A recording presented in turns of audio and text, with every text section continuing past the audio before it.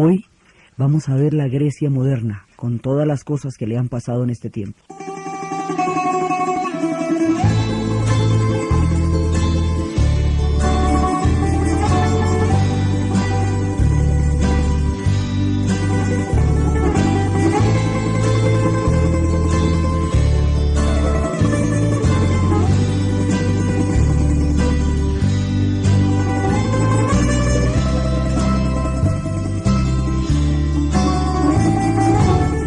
Habíamos visto la vez pasada cómo los griegos empiezan a tener una condición balcánica que los lleva a la Primera Guerra Mundial, cómo el nacionalismo griego va a desatar los nacionalismos del área de los Balcanes y el conjunto de esos nacionalismos, el derrumbe de los imperios, el imperio otomano que estaba en ese momento agónico, y el imperio austrohúngaro, que van a acabar pues eventualmente después de la Primera Guerra Mundial, van a llevar a esa gigantesca conflagración.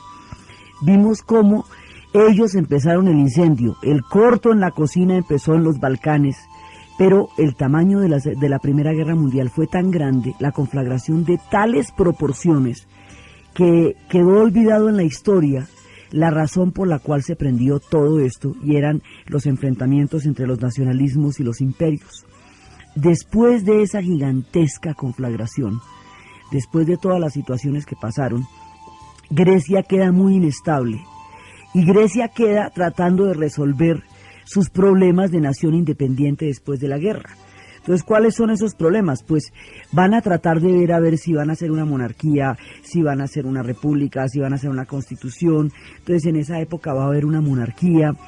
No hay una estabilidad política, no se encuentra un punto en el cual ellos puedan, digamos, asumir sus destinos institucionalmente, siendo ellos los inventores de todas las instituciones. Pero como están recién naciendo como Estado, pues es de todas maneras una época de muchísimas confusiones todavía. Entonces se están cimentando, hay en ese momento una monarquía, y están empezando, digamos, como a juntar sus pedazos y a establecerse. Hay todavía muchos pedazos de la antigua Grecia que no están con ella. Por ejemplo, Chipre, que en ese momento va a ser colonia británica durante todo ese tiempo, y otras partes de su antigua historia, y siempre queda, digamos, como ese fantasma de unirse con aquellos pueblos que formaron parte de Grecia, que tienen población griega. A ese fantasma, en el caso de Chipre, se le llama la enosis, el retornar a Grecia. Pero están con los límites que tienen, viendo a ver qué país hacen. En esta época, en el periodo entre guerras, durante los años 30, es cuando va a llegar a la isla de Corfú. Va a llegar en ese momento Lawrence Durrell, y Lawrence Durrell va a quedar absolutamente maravillado, ya no con esa idea idílica de la de Grecia clásica, sino con la Grecia de carne y hueso, con las personas que ellos son, con la sociedad que tienen, con la manera como ellos viven. Y va a desarrollar toda una literatura en torno a la magnificencia y a la belleza y a la magia y al romanticismo de esa Grecia, como esa Grecia es. Entonces él va a empezar a contar esa historia durante los años 30 y le va a escribir a su amigo Henry Miller, y Henry Miller en esa época es un escritor que está desarrollando unas vanguardias literarias, sobre todo en el terreno de lo erótico, el que va a escribir El Trópico de Cáncer, El Trópico de Capricornio, y en esa época en Estados Unidos de todas maneras va a tener problemas él por la literatura que escribe, los círculos que después va a establecer con Anais Nin de literatura erótica, todo eso, pero es uno de los personajes más importantes en las vanguardias literarias. Entonces él se va a ver atraído por Lawrence Durrell y su descripción de lo que es esta Grecia maravillosa, y va a ir a Grecia más adelante, y allá van a producir obras, van a empezar a producir obras que en un principio empiezan a mover entre los intelectuales la idea de que hay una Grecia que hay que conocer, y que esa Grecia es de carne y hueso, que esa no es una Grecia solamente marcada por la antigüedad, porque con una cultura tan impresionante como la que se desarrolló en Grecia, siempre ha existido la idea de hablar solamente de la antigüedad, de lo que ellos fueron, de lo que ellos aportaron, y desconocerlos como pueblo, como personas, como sociedad, como individuos. Entonces ellos quedan detenidos en los libros de historia y en los libros de filosofía, pero ellos siguen existiendo, ellos caminan por las calles y todo, y van a la tienda, normal.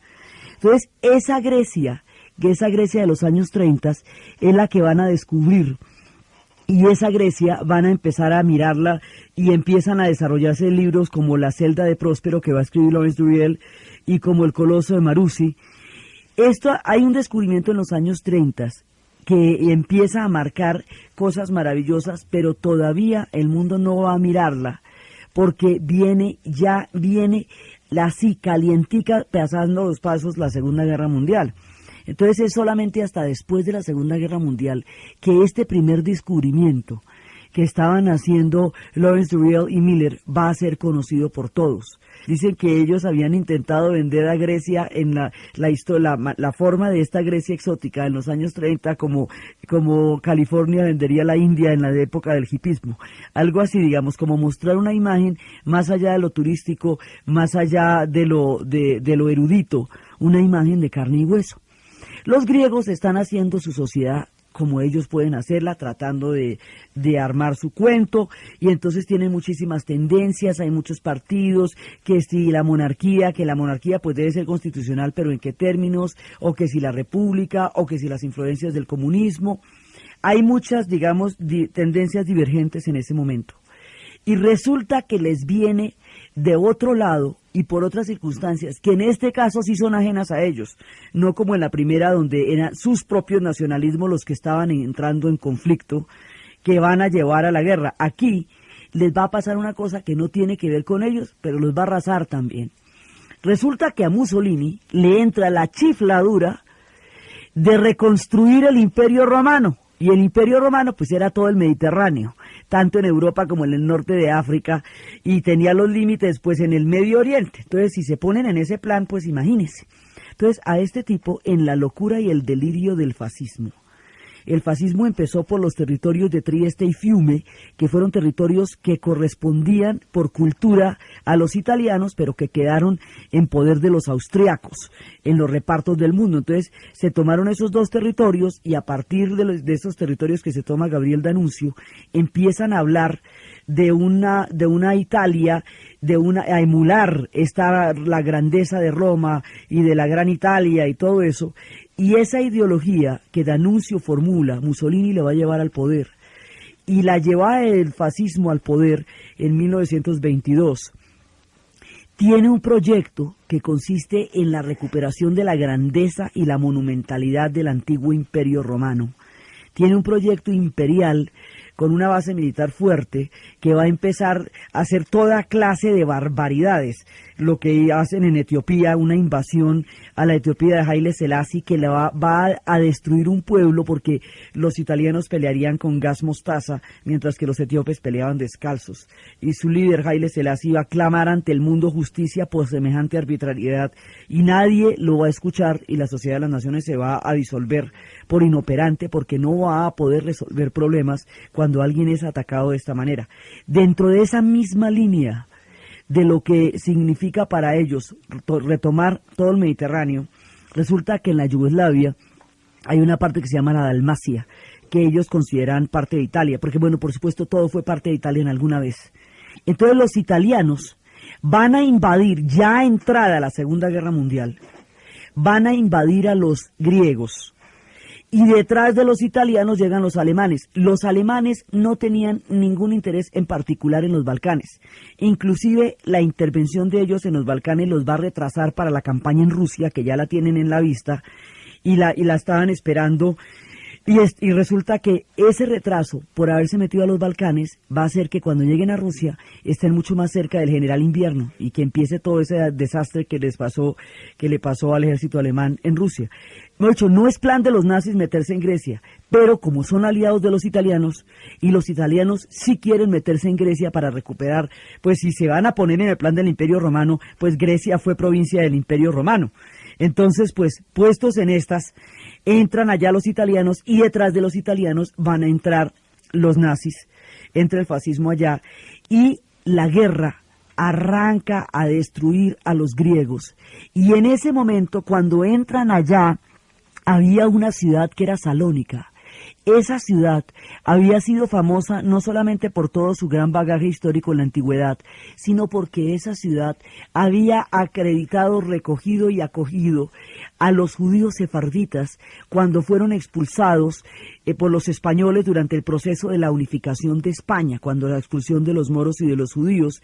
Estos sefarditas recibieron apoyo en Tesalónica, se le llama Salónica o Tesalónica, y allá, en esa ciudad, que en el momento en que ellos recibieron el apoyo era parte del imperio turco otomano, los turcos otomanos les dieron el apoyo, porque además la pelea de ellos era contra España.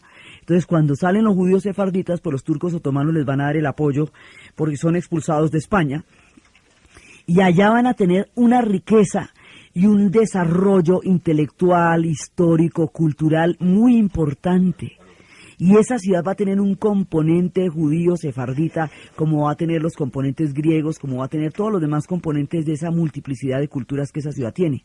Y resulta que cuando llegan los nazis, pues se llevan a todo este montón de gente y la desplazan y la llevan a los campos de concentración y la exterminan, y se borra la huella judía en Salónica, que es una huella importantísima dentro del desarrollo de esta maravillosa y prodigiosa ciudad. Entonces, un montón de gente empieza a ser, en un momento pues perseguida, viene la guerra, viene todo lo que puede pasarles a ellos, invadidos en ese momento por los nazis y por los fascistas italianos.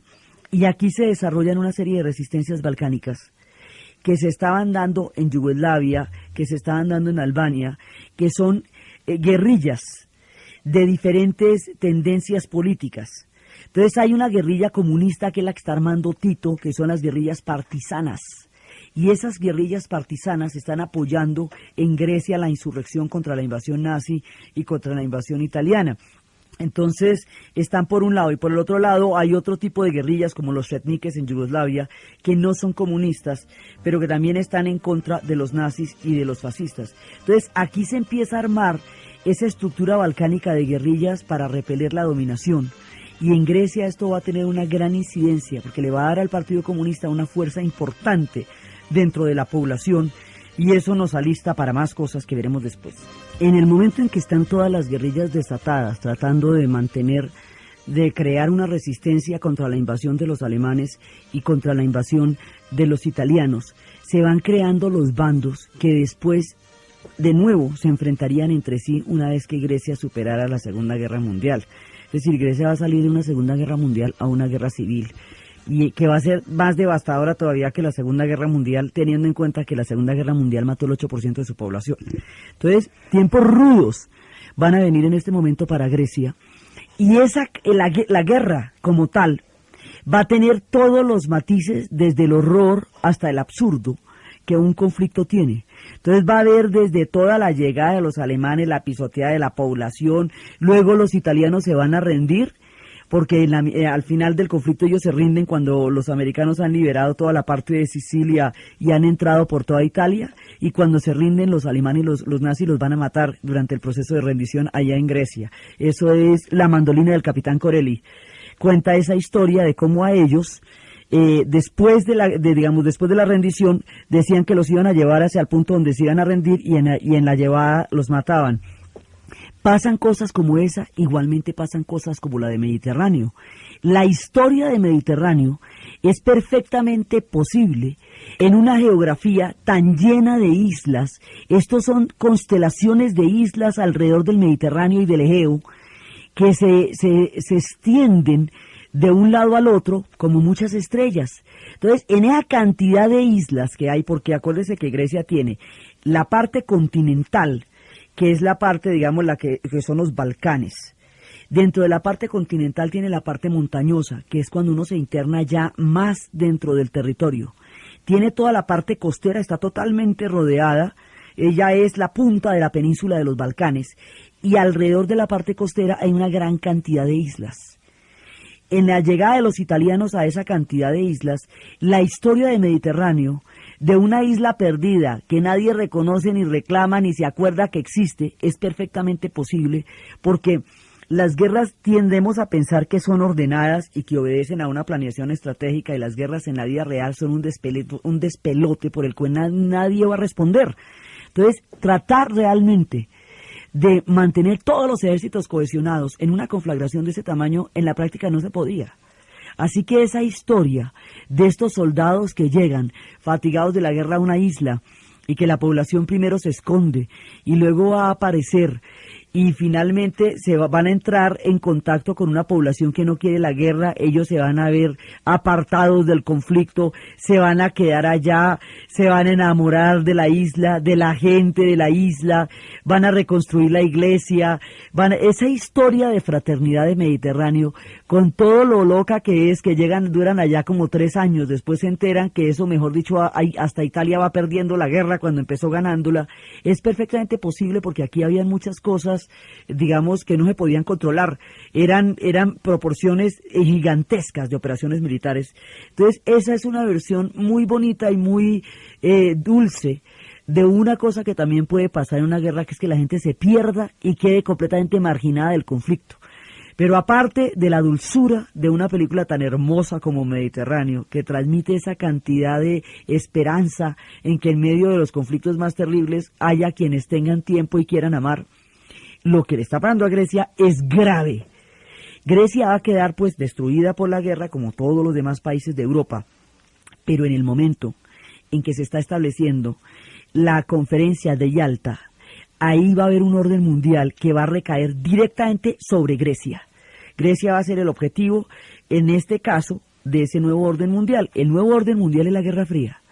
Y ahí se van a repartir el mundo así como un ponqué. Y como un ponqué es de lo siguiente, esto es a lo vulgar. Estando sentados en la mesa de negociación en Yalta, se intercambian una servilleta Churchill y Stalin. Y en la servilletica dice lo siguiente: ¿cómo le parece si nos repartimos a Polonia y a Grecia 90-10 para usted y 90-10 para mí? ¿Cómo la ve? Es decir, Polonia le quedaría el 90% a los soviéticos, a Stalin, y el 10% a los británicos, y Grecia le quedaría el 90% a los británicos y el 10% a Stalin. ¿Sí? Aquí están planeando el reparto de la Europa en los términos milimétricos de la servilleta. Y dice, vale, va para esa. Ya en la siguiente conferencia, la de Potsdam, ya no va a estar Churchill, ya no es, digamos, un reparto así como con pinchero, sino ya es un reparto mucho más rudo, ya en tiempos de Truman y en tiempos de Adler, va a ser mucho más fuerte, pero el asunto es que hay una cosa en la que no hay ningún tipo de discusión. Grecia va a quedar en manos de los aliados, en manos de los occidentales, lo que significa que en Grecia no puede prosperar ningún tipo de régimen comunista, porque para eso le han entregado a Stalin la Europa oriental. Digamos, tácitamente se la han entregado, él esa entrega la va a hacer explícita, invadiendo cada uno de los países europeos de Oriente, sustituyendo los gobiernos que tenían por gobiernos comunistas de partido único. En el 48 va a hacer todo eso. Entonces, a partir de Yalta y de Potsdam queda decidido el destino de Grecia, sin comerlo ni beberlo, porque a los griegos no les está preguntando nadie qué quieren. Ellos quedan repartidos como queda repartida Europa, pero a diferencia de los demás pueblos de los Balcanes, que tienen un juego ahí, digamos, de no claridad, porque es que hay cosas que quedaron muy claras y hay otras que no. Clarísimo quedó que la Europa occidental pertenece a los aliados y en ese sentido Grecia es parte de la Europa occidental. Y clarísimo quedó que la Europa oriental le pertenece a Stalin, porque se repartieron el mundo entre los Estados Unidos, Inglaterra y Francia como aliados y la Unión Soviética. Y esa repartición va a determinar el curso del siglo XX durante los siguientes 50 años. Entonces Grecia quedó ahí repartida como un ponqué. A mí deme la fresita, yo me pido la parte del chocolate, eso. Así quedó Grecia porque las reparticiones siempre son vulgares. Entonces, resulta que inmediatamente terminada la Segunda Guerra Mundial, en Grecia va a estallar una guerra civil porque las guerrillas partisanas que han encabezado la resistencia contra los nazis y contra los fascistas, esas guerrillas van a buscar el poder y las otras filas de las otras formas de resistencia también, y los monárquicos también van a buscar el poder. El mismo fenómeno que se presenta en Yugoslavia alrededor de Tito se va a presentar en Grecia. Es decir, que una insurrección de guerrillas partillanas comunistas están en condiciones de tomarse el poder porque tienen suficiente apoyo dentro de la población para intentar esto. Sí, en el caso de Yugoslavia, Tito lo logró, se subió al poder y creó la Yugoslavia. En el caso de Grecia no. ¿Por qué Tito sí y Grecia no? Porque la Yugoslavia no estaba explícitamente repartida y la Grecia sí. Entonces, ¿qué quiere decir eso? Que Stalin no va a poder apoyar las guerrillas comunistas en Grecia porque eso va en contra de los acuerdos de Yalta y hasta allá no se puede llegar. Es decir, ellos van a estar solos. Pero no solamente solos, sino que específicamente los aliados se han propuesto que un régimen comunista no puede llegar al poder en Grecia. Así que el apoyo del bando de los monárquicos, de los realistas, va a contar con toda la fuerza militar de los aliados, porque ellos no van a permitir que triunfe el comunismo en Grecia bajo ninguna circunstancia. En ese momento los franceses y los británicos, que son parte de las tropas aliadas que están en Grecia, ya no pueden ni con su alma porque pues la guerra les acaba de pasar por encima. Entonces le dicen a los norteamericanos: miren, nosotros no nos podemos quedar más acá porque ya no damos una, esto ya ha sido muchísimo para nosotros, coja usted el problema. Entonces se lo dan a los norteamericanos y básicamente el apoyo de un bando contra otro durante la guerra civil griega va a correr directamente por manos de los norteamericanos. Y Grecia se convierte en uno de los puntos estratégicos de la Guerra Fría. Precisamente porque es que los Balcanes quedan en un punto tan supremamente neurálgico de la geografía y de la geopolítica que siempre, de una u otra manera, están metidos en todos los diferentes conflictos, los generen ellos o no. Entonces, en este caso, se va a dar la guerra civil y la guerra civil es tan dura que le va a hacer más daño a Grecia que la mismísima Segunda Guerra Mundial. Los griegos de la guerra civil sí van a salir terriblemente destruidos, dañados, con unos odios espantosos, divididos como sociedad, en condiciones pues muy duras. Y los intelectuales van a contar estas historias, ellos van a tener grandes artistas y grandes escritores. Y Nikos Kazantzakis va a escribir una novela que se llama La Hora 25, que es la historia de un tipo que cogen disque de prototipo de ario los alemanes y lo van a poner de modelo de los afiches para que se distinga que es un ario, y el tipo, y lo van a meter de SS, y el tipo, que no tiene nada que ver con eso porque es un campesino perfectamente sencillo y humilde, se va a ver involucrado en todas esas atrocidades, y cuando termina la guerra pues los comunistas van a ir por él como uno de los símbolos de la colaboración. O sea, toda la tragedia de un pueblo que queda metido en una guerra que no le pertenece de ninguna manera, lo va a mostrar Kazantzakis en La Hora 25. Y así ellos van a empezar a contar todas esas historias de cómo les pasaron por encima las barbaridades de la historia europea a ellos, que en ese momento de su historia no estaban involucrados en eso, estaban armando su propia Grecia, a ver cómo lo hacían, y tin, les cae la Segunda Guerra Mundial, y luego la Segunda Guerra Mundial deja lista la Guerra Civil, porque las condiciones ya empiezan, como ellos no habían resuelto todavía cómo era que se iban a gobernar, la Segunda Guerra Mundial se vuelve una interrupción en su proceso de formación de Estado. Entonces, para volver a retomar la discusión de cómo se van a gobernar, se enfrentan las dos fracciones que habían enfrentado juntas a los nazis, y el enfrentamiento de esas dos fracciones los lleva a la guerra civil. Y la guerra civil tiene ya una carga histórica y geopolítica totalmente definida. Es decir, la guerra civil está definida de antemano, porque la Guerra Fría hace imposible que ningún comunista pueda llegar al poder, mientras tanto Tito, que estaba apoyando a los griegos, a los comunistas griegos, porque eran parte de su misma cuerda de las guerrillas partillanas, cuando Tito rompe con Stalin, porque Stalin no va a apoyar a los comunistas griegos, porque pactó eso en Yalta. Cuando Tito rompe con Stalin, entonces tampoco él va a apoyar a los comunistas griegos, porque los comunistas griegos de todas maneras le parecen mucho más, siguen siendo stalinistas, y el tipo ya está montando otra tendencia histórica distinta, que es la tendencia Tito. Eso es otro cuento que va a ser personal. El asunto es que los comunistas griegos quedan solos. En Yugoslavia los comunistas son los únicos que van a llegar al poder por una insurrección y no por una imposición desde arriba de un gobierno que luego haría Stalin. Es el único caso donde se llegó por una revolución, por una insurrección. Ese caso que en Yugoslavia se cumple, en Grecia no.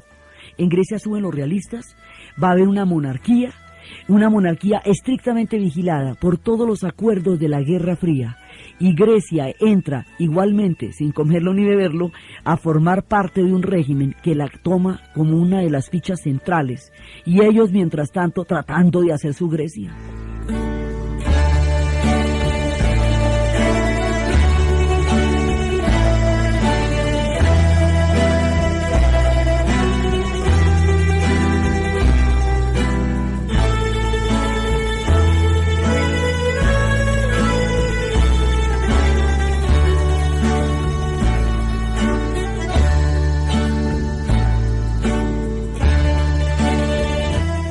Después de terminada la guerra civil, con las atrocidades de ambos bandos, con las terribles heridas, con los profundos odios, porque la guerra civil es la peor de las versiones de las guerras, porque esa es entre hermanos y entre vecinos, y esa es la que sucede en el restaurante, en el bar, en la cafetería y en la peluquería, esa es espantosa.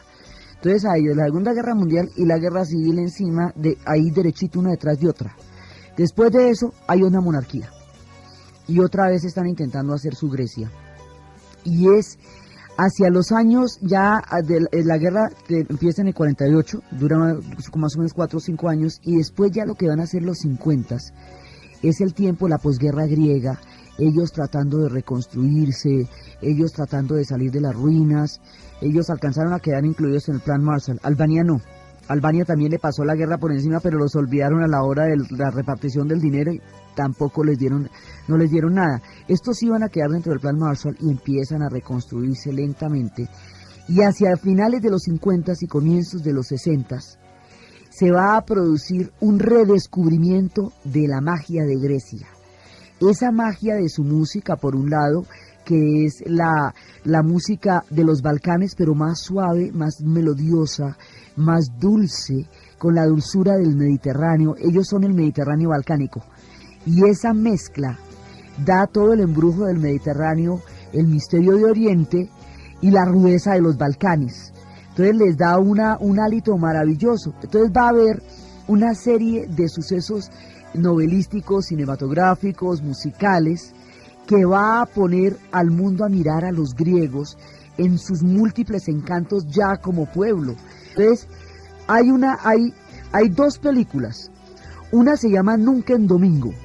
Nunca en Domingo es la historia, protagonizada por Melina Mercury, es la historia de un turista norteamericano que llega a una de las islas griegas, siendo él un erudito en la cultura griega clásica, y encuentra a una prostituta que es Melina Mercury, bañándose desnuda en el mar, rodeada de marineros, para ganar una apuesta que había hecho con ellos.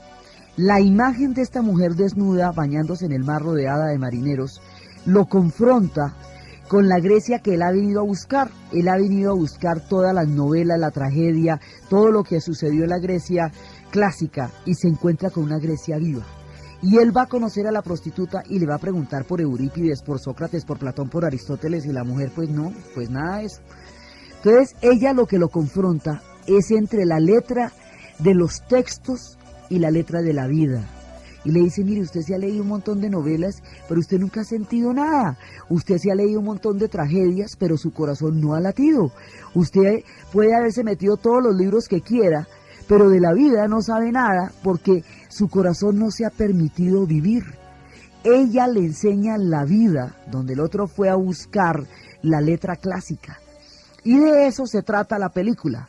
Y es de una dulzura, mostrando que ellos, como seres humanos, como sociedad y como pueblo, tienen una vitalidad, una fuerza, un embrujo tan maravilloso, y que ellos son y siguen siendo, y que ellos tienen el derecho como pueblo a desarrollar muchas facetas. Eso es Nunca en Domingo, y eso va a ser, digamos, como una mirada. Los ojos se dirigen a Grecia cuando empiezan a aparecer estas películas, las novelas y la música que van a aparecer en esa época. La otra, un clásico de clásicos, basada en la novela de Kazantzakis, llevada al cine por Michael Kakoyannis, protagonizada por Anthony Quinn en probablemente el mejor papel que hizo en toda su vida, teniendo en cuenta que él fue uno de los grandes dioses de la actuación. Viene una película con una filosofía de la vida tan especial que vuelve a retomar ese eterno embrujo de Grecia, Zorba el griego.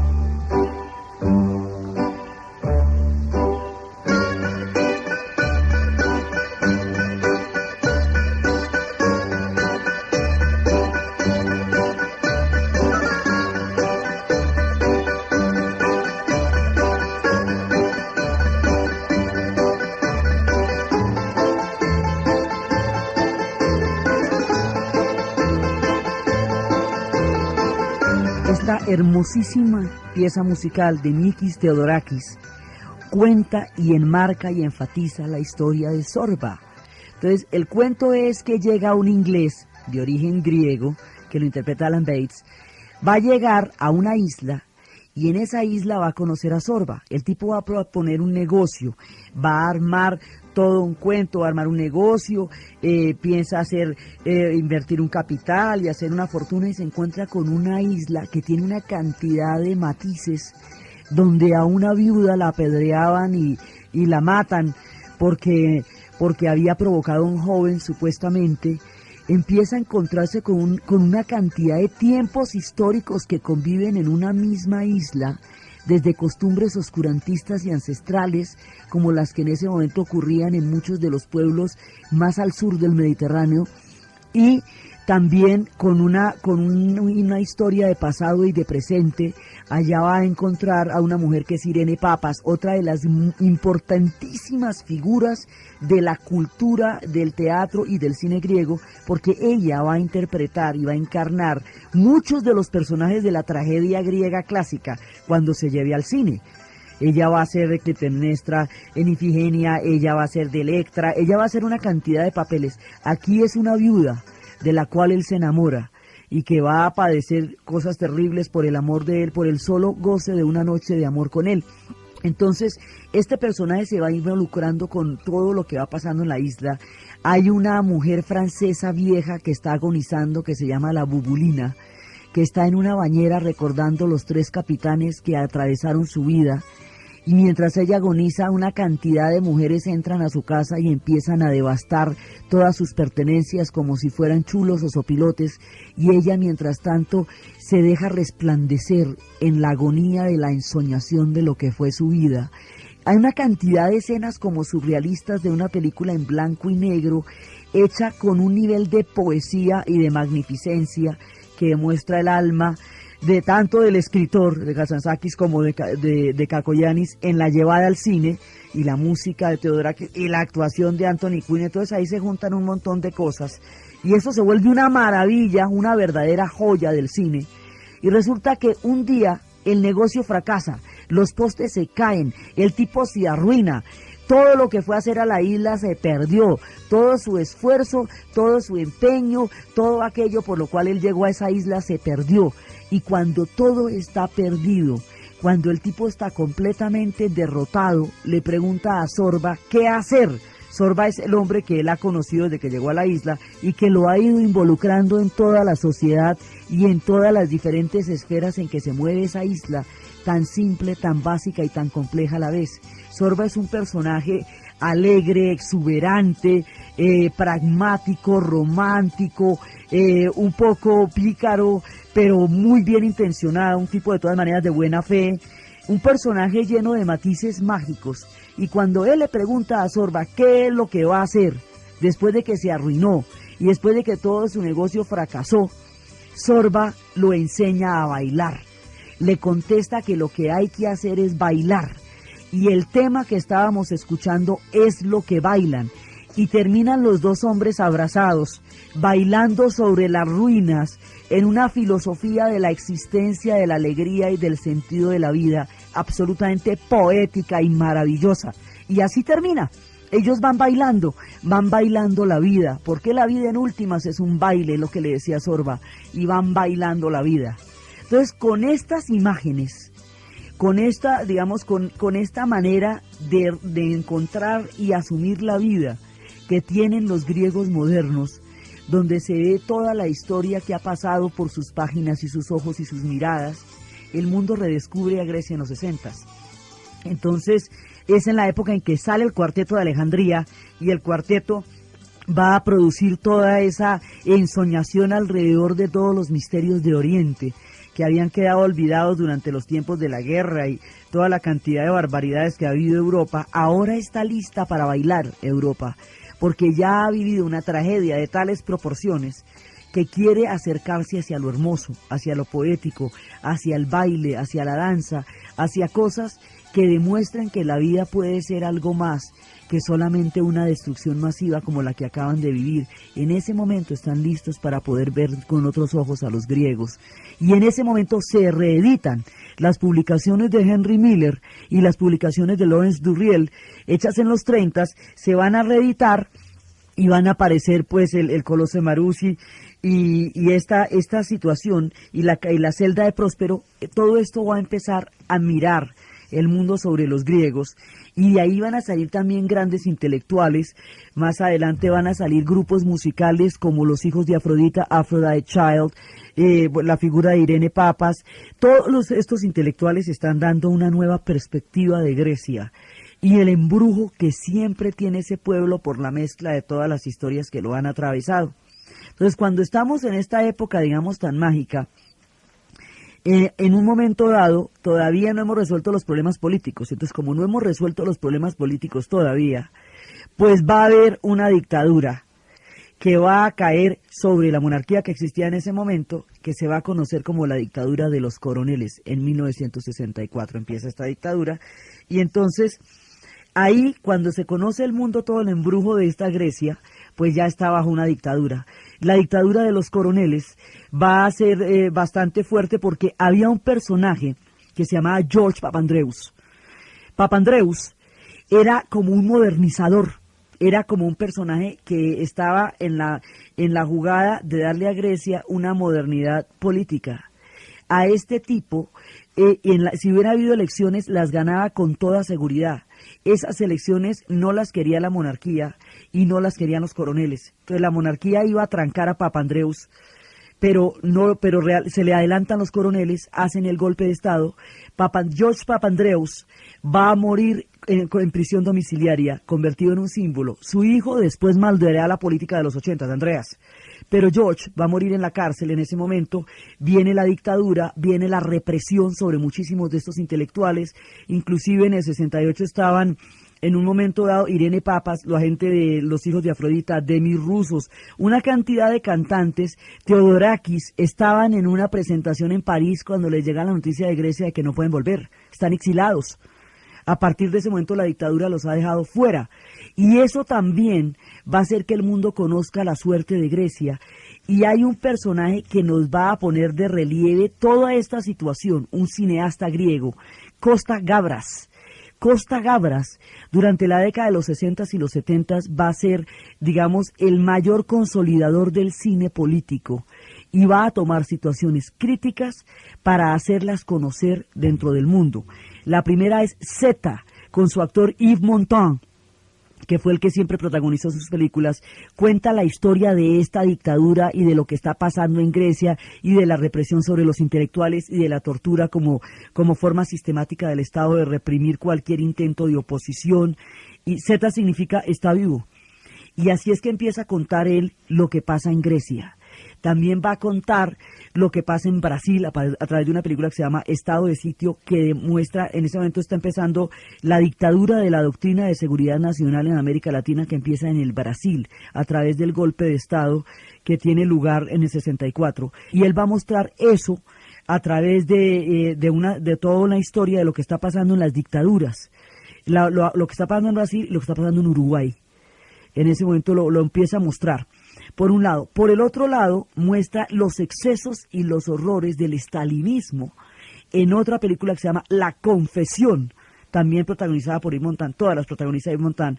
Y La Confesión muestra el estalinismo, sus métodos, la forma como hace confesar a las personas, los juicios amañados, las purgas políticas, las formas como los van a recluir.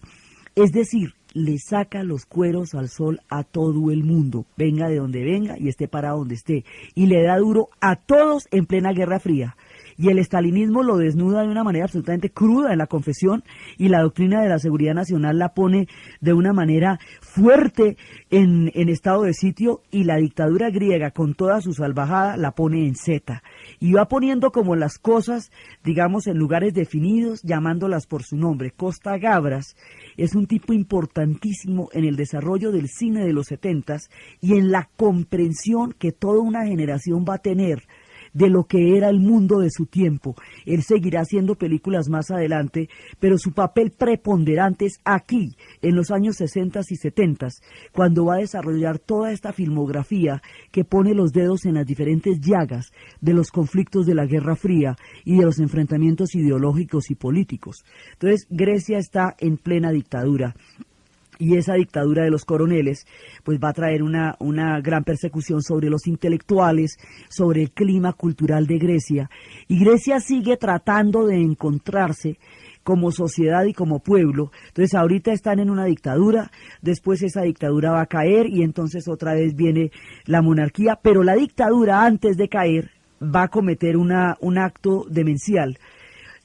Un poco parecido a lo que fue las Malvinas para la dictadura de la Junta Argentina. Lo que van a hacer los coroneles es invadir a Chipre. Chipre es una isla griega, básicamente griega, que tiene población turca, porque fue parte del Imperio Otomano, que ha sido colonia británica durante mucho tiempo. Por Chipre ha pasado todo el mundo. Entonces resulta que en Chipre hay población griega mayoritaria y hay población turca, pero ellos han coexistido durante siglos sin ningún problema. Los coroneles, y como existe esta idea de la enosis, es decir, de unirse a Grecia y formar parte de Grecia, y ellos todavía están en una condición de protectorado que todavía no da, digamos, para una definición de independencia o de que todavía están bajo el mandato británico. Entonces, en ese momento de la crisis, hay lo que hacen es, digamos, están en una situación de interinidad, pero todavía no han definido su situación los chipriotas como, digamos, como nación. En ese momento, los coroneles griegos dirigen una invasión hacia la isla. Al invadir la isla, inmediatamente los turcos van a invadir la otra parte porque consideran que se ven amenazados. Al invadir la otra parte, los turcos van a invadirla de una manera muy ruda, y la represión que van a desatar contra los griegos y el desplazamiento de toda la población griega va a terminar en romper la isla por una línea que los griegos llaman la línea Atila, porque la consideran el regreso de la barbarie, así la llaman los chipriotas, y se conoce internacionalmente como la línea verde, que divide la isla en una parte griega y una parte turca. Ahí dejaron montado un conflicto de grandes proporciones y el personaje que estaba representando la unidad, el nacionalismo y la forma de vida chipriota era el arzobispo Macarios. Entonces lo que le van a hacer los generales griegos es un golpe a Macarios, porque Macarios está hablando cada vez menos de una enosis y cada vez más de una independencia y de una vida, digamos, específicamente chipriota. Entonces ellos van a deponer a Macarios, después Macarios va a volver y va a retomar los hilos y finalmente él va a ser el presidente y Chipre se va a independizar, pero se independiza dividido. Va a tener, y aún está independizada, aún tiene esa división y aún esa línea verde es una fuente permanente de conflictos y aún están en una gran vulnerabilidad geopolítica cada vez que hay movimientos de Grecia o movimientos de Turquía, porque los eternos conflictos que Grecia y Turquía han tenido a lo largo de tantos siglos se encuentran en Chipre, producidos por una situación de golpe que antes nunca los había enfrentado, habían vivido mucho tiempo ahí unos con otros, pero ahora con esta situación pues viven en permanente pugna. El caso de Chipre va a terminar saliéndole al revés a los coroneles, que en lugar de reencaucharse en su ya muy desprestigiada dictadura a través de la intervención en Chipre a favor de los griegos, lo que van a hacer es poner de manifiesto su incapacidad y generar un problema gravísimo con una cantidad de gente que murió en ese episodio, con gente desaparecida de la cual todavía aún no hay noticia 25 años después de esto, porque fue en el 74. Entonces, esta crisis chipriota va a ser sumamente complicada y tan mal manejada como fue, va a romper, por lo menos en muchos años, la posibilidad de la enosis. Es decir, los chipriotas ya no van a querer pertenecer a los griegos porque los griegos detonaron la situación que facilitó la invasión de los turcos y que dividió la isla y que desplazó a todos los griegos que vivían en la zona que hoy quedó bajo dominio turco, los desplazó de donde ellos vivían, de Fumagasta, de las ciudades que estaban en ese momento bajo su control durante milenios. Los sacan de ahí, los pasan para el otro lado de la isla, en el otro lado de la isla los tienen confinados, y esa situación no se ha arreglado ni se ha suavizado y es permanente fuente de conflicto, y en un momento dado los británicos apoyaron a los turcos porque lo que querían los griegos era un proyecto independentista. Entonces las intervenciones de las potencias, digamos, no han ayudado mucho a que la cosa se nos mejore, y tampoco nunca se impidió que se hiciera la matazón que se hizo ni las atrocidades que se cometieron contra la población griega. Entonces ahí se generó, digamos, por tapar un hueco, armaron otro.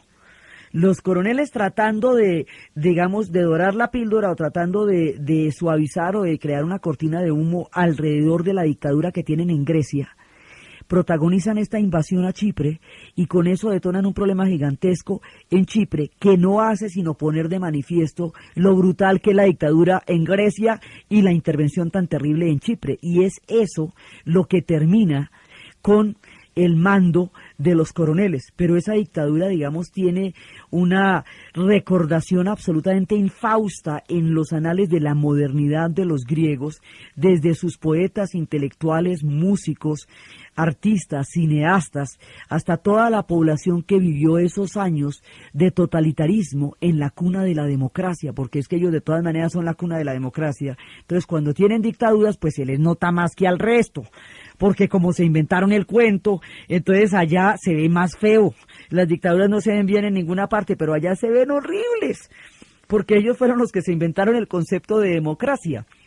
Entonces, ellos van a seguir adelante. Esta crisis es gravísima y tiene consecuencias que aún se están pagando.